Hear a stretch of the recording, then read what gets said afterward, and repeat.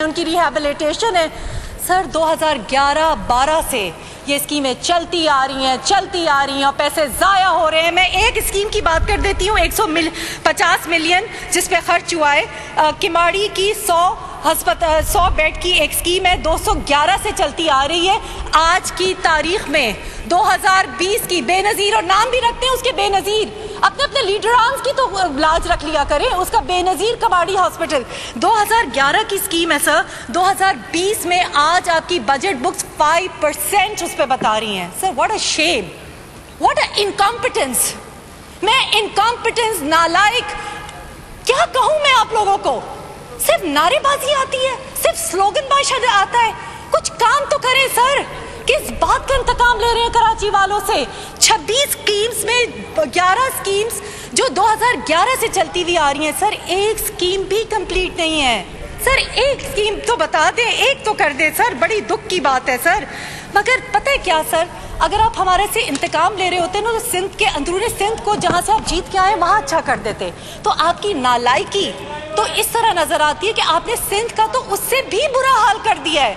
दिन रात sir TV पे, सोशल मीडिया पे आप लोगों की कैंपेन्स चल, आप लोगों की तस्वीरें और आप लोगों की अस्पतालों के चर्चे आ रहे होते हैं। कल बेचारे सजावल पे इमरजेंसी में 5-6 जवान बच्चे तड़पते हुए नजर आए सर। कभी चिंची में और गदा गाड़ियों में मैयत जा रही होती है सर, कभी कचरे की गाड़ियों में 8-9 फूल जैसे बच्चे जो है उठाए जा रहे होते हैं सर।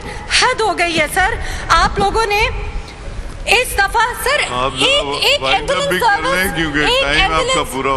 सर मुझे 5 मिनट दे दिएगा सर। पिछले 4 सालों से मैं नोट कर रही हूँ, आप मुझे टाइम नहीं देते सर। प्लीज थोड़ा सा मुझे दे दें, थोड़ा सा हम मेहनत करते हैं, बजट बुक्स पढ़ते हैं, तो आप थोड़ी सी हमें मुझे टाइम दे दें सर। आप लोग सुबह सिंध क्या चलाएंगे? एक एम्बुलेंस सर्विस तो आप चला नहीं सके। आपने वो भी एनजीओ अमन के साथ मुआहदा करके 15 बिलियन की 60 एम्बुलेंसेज रखी सर। कहाँ है वो एम्बुलेंसेज? वो भी ठप हो गई। अब भी जहां भी कोई हादसा होता है चीपा और ईदी की एम्बुलेंस नजर आती है। आपकी वो 60 एम्बुलेंसेज जो 15 बिलियन आपने मेरे सर आपके हमने खत्म कर दिए सर, जाया कर दिए। वो कहाँ चले गए सर? आप क्या करेंगे? सुबह चलाएंगे? आप सुबह नहीं चला सकते सर। आप बड़ा टिड्डी दिल ये लोग बोलते हैं सर। टिड्डी दिल ने तो एक फसल खाई है ना।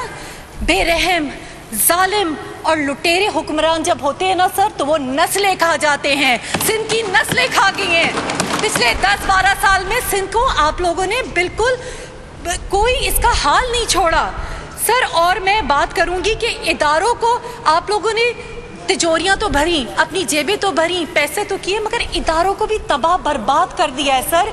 दीमक लगा के उनको खोखला कर दिया है। सिंध हेल्थ केयर कमीशन की दास्तान पिछले मैं 1 साल से यहाँ पे रो रही हूँ sir. Sindh health care commission पे वजीर सेहत ने अपनी मनपसंद नरगिस घुमरो को लगा के उसको गैर फाल कर दिया है। किसी ने यहाँ पे कारकर्दगी देखी है सिंध हेल्थ केयर कमीशन की?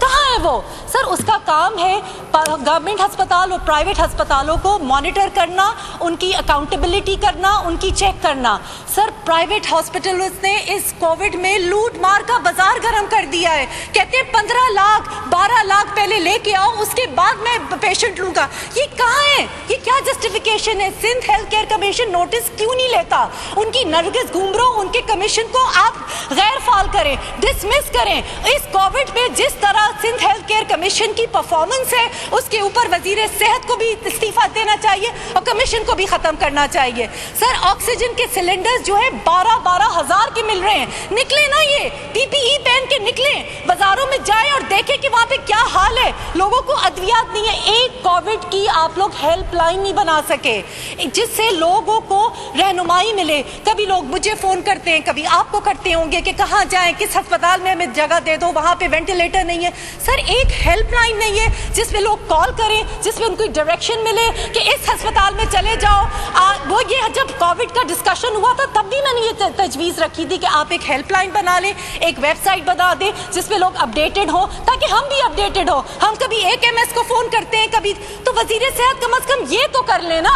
अगर कमरे में बैठी हुई है तो एक हेल्पलाइन ही बना ले, एक वेबसाइट ही बना दे सर। दूसरी बात ये सर, आप लोग जो हैं, आप लोगों का सेहत का इंसाफ कार्ड जो वज़ीर आज़म ने पूरे पाकिस्तान में किया है। पंजाब में 72 मिलियन ख़ानदानों को मिल चुका है, KP में तो गुज़िश्ता 5 सालों से है। आप इस साल पूरे सूबे में KP में मिल चुका है, सिंध में क्यों नहीं है? ये अवाम को, सिंध की अवाम को पता होना चाहिए। वो सिंध में इसलिए नहीं है क्योंकि सर वो हुकूमत सूबे सिंध की शराकत से होगा। हुकूमत जब वज़ीर वफाक ने इनको ऑफ़र किया सिंध में इंसाफ कार्ड की, तो इन्होंने जो अपना हिस्सा डालना था उसका देने से इनकार किया।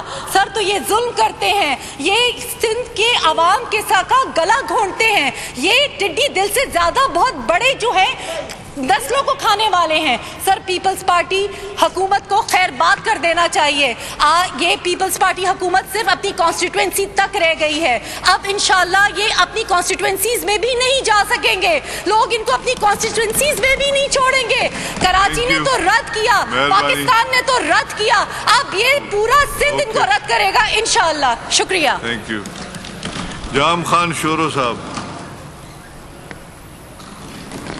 थैंक यू जनाब स्पीकर। जनाब स्पीकर,